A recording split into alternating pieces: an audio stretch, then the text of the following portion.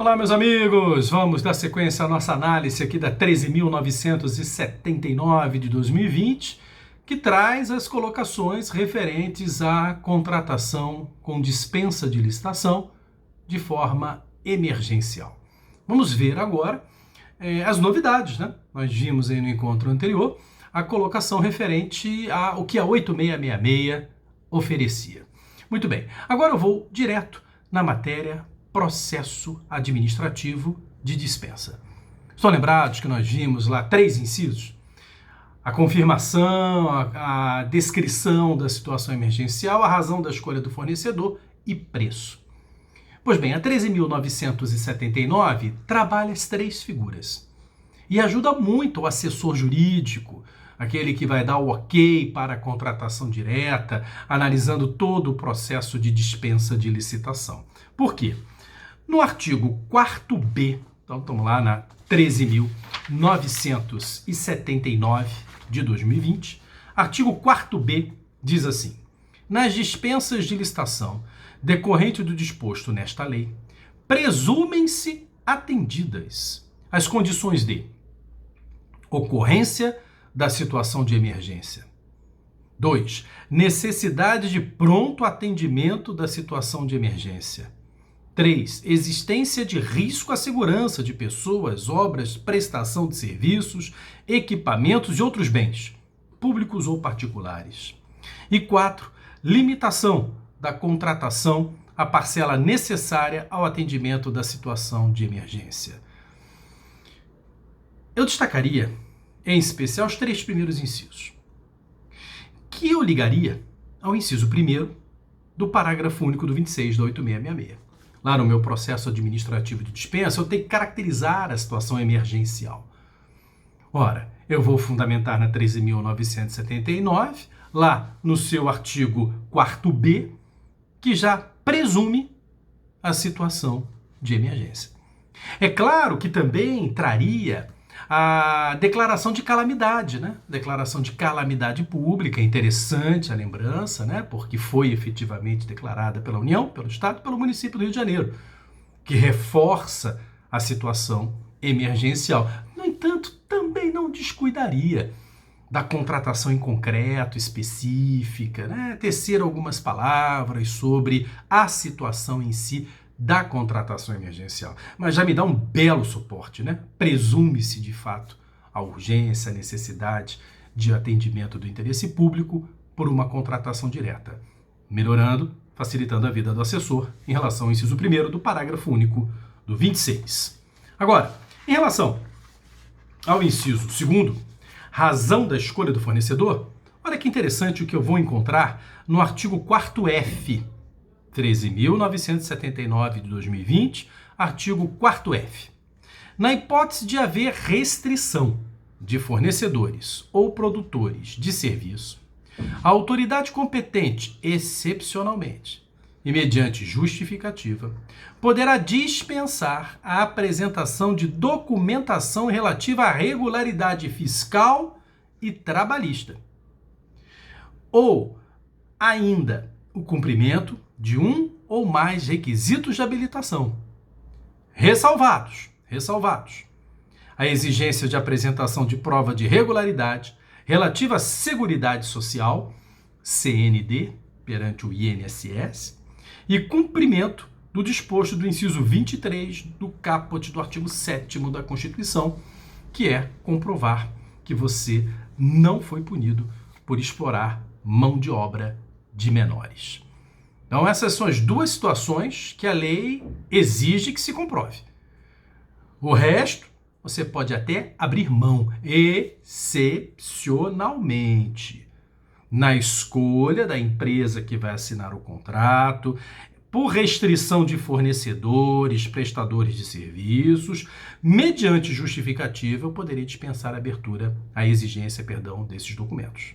Agora, muito importante, faça aí ao lado da primeira exceção do 4F, que não me permite abrir mão do CND, do INSS, faça uma remissão para a posterior Emenda Constitucional 106 de 2020, onde o parágrafo único do artigo 3º, emenda constitucional 106 de maio, essa lei 13.979 de fevereiro, no artigo 3º, parágrafo único, o parágrafo único diz: durante a vigência da calamidade pública nacional, de que trata o artigo 1º desta emenda constitucional, não se aplica o disposto no parágrafo 3º do artigo 195 da Constituição, que é aquele que proíbe a contratação de empresas em débito com o INSS, com a Seguridade Social.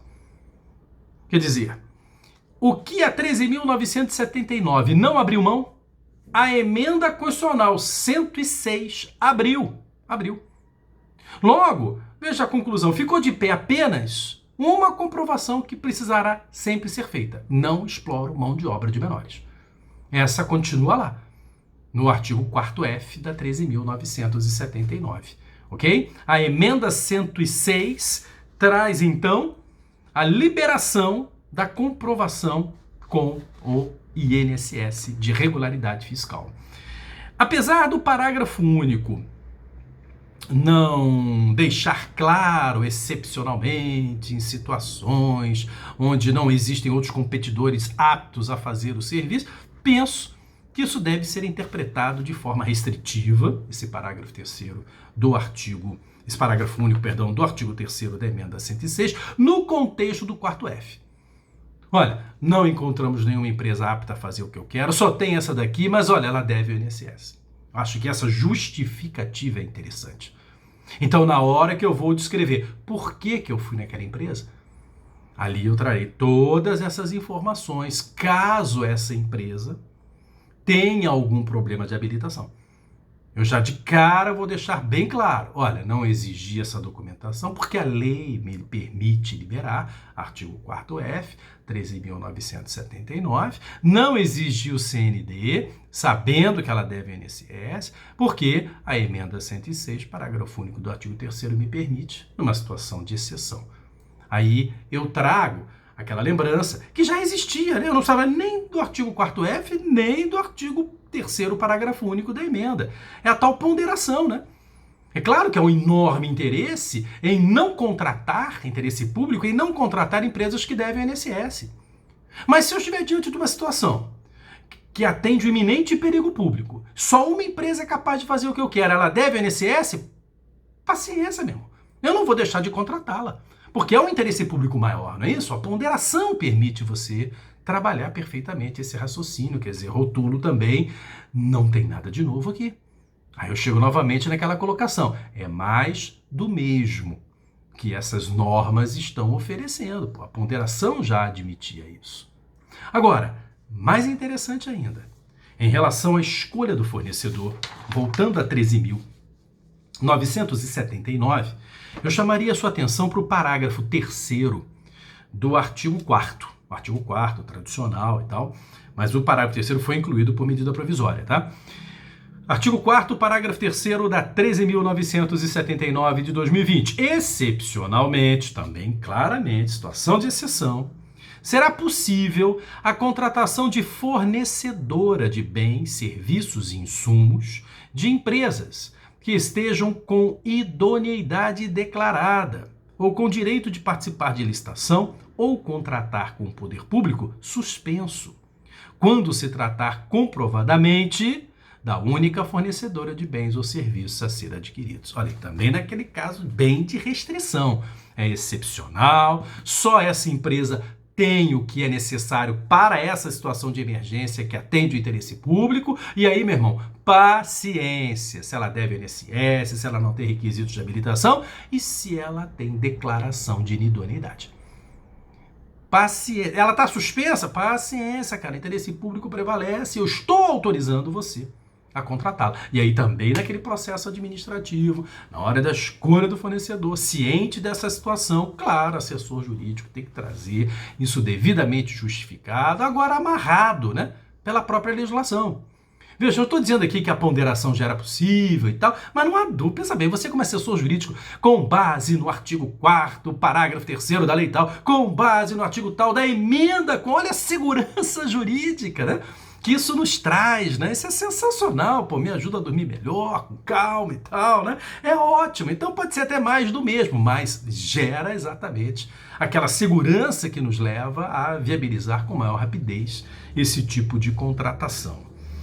E por fim, chamaria a sua atenção para o inciso 3º do parágrafo único do 26, que é a justificativa de preço.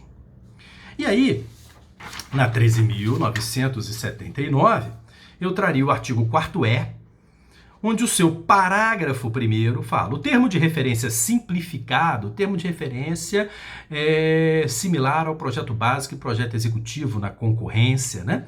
Só que o termo de referência é utilizado no pregão para aquisição de bens e serviços comuns. Eu fiz algo mais simples do que um projeto básico, termo de referência. Ele ainda me cria um termo de referência simplificado para agilizar as contratações, ou o projeto básico simplificado, se for o caso de obra e serviço de engenharia, a que se refere o caput, conterá. E aí eu chamo a sua atenção para, no parágrafo 1º do 4º, o inciso 6º. Estimativa de preços obtidos por meio de, no mínimo, um dos seguintes parâmetros: portal de compras do governo federal.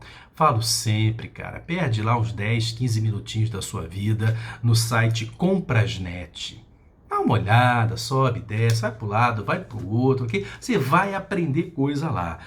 Portal de compras do governo federal, pesquisa publicada em mídia especializada, sítios eletrônicos especializados de domínio amplo, contratações similares de outros entes públicos, pesquisa realizada com potenciais fornecedores, é aquilo que eu falei com você lá no encontro anterior, quando eu vou justificar o preço, pô. Bom, tudo bem, não teve competição, provavelmente o preço está um pouco salgado, mas estou explicando por que o preço é esse. E aí eu comparo com essas referências que o inciso 6º do parágrafo único do artigo 4º está me trazendo. Porém, mais interessante ainda são os parágrafos do 4º. Parágrafo 2º, excepcionalmente, mediante justificativa, que virá nesse processo administrativo de contratação direta, mediante justificativa da autoridade competente, será dispensada a estimativa de preço de que trata o inciso 6º do caput. Parágrafo 3º. Os preços obtidos a partir da estimativa de que trata o inciso 6º do caput não impedem a contratação pelo poder público por valores superiores, decorrentes de oscilações ocasionadas pela variação de preços, hipótese em que deverá haver justificativa nos autos. E muitas dessas fraudes que nós estamos vendo na saúde, respiradores com triplo do valor sendo comprados, né? Uma das justificativas, eu não sei nem se o pessoal leu a lei, mas eles estão chegando perto, né? Não, oferta e procura, todo mundo comprando aquele produto, o preço mais interessante que eu achei foi esse aqui, ó. 10, 15 vezes maior do que o preço normal de mercado, mas é o que tem hoje para comprar, vai levar? Vai esperar baixar o preço, a galera vai morrer. Olha aí, então, vejam que antes de jogar pedra nesses valores, cuidado. A gente tem que olhar o processo administrativo de contratação direta, ver a justificativa, né? Que pode até se basear aqui no parágrafo 3º do 4º, que deixa bem claro que não impedem a contratação se os preços estiverem acima do estimado, em razão de variações de preço.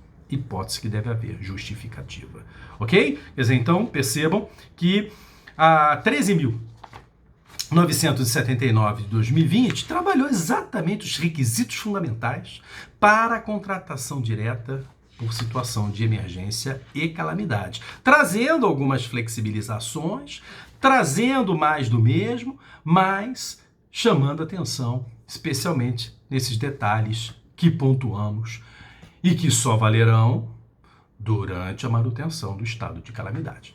Ok? Depois a gente volta a conversar. Valeu, obrigado pela sua atenção, um abraço para todo mundo.